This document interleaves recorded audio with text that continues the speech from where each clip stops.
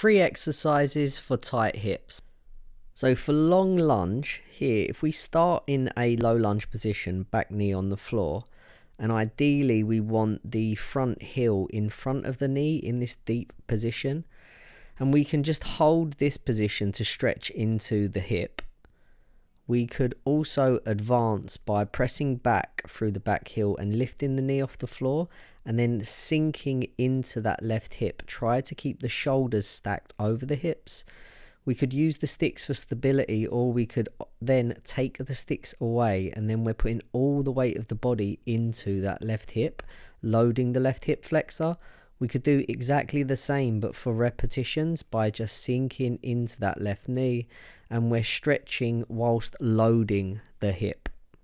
So as sit-ups, so this is a really nice way of stretching and strengthening into the hip.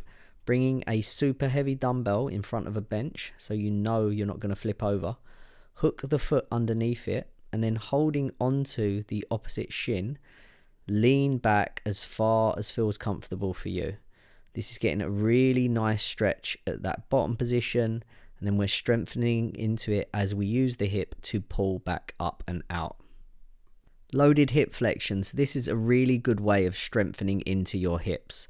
Simply come to standing on an elevated platform, hook the foot into a kettlebell, and then we're just trying to pull the knee as high up towards the chest as we can. This is just going to really strengthen into the hips.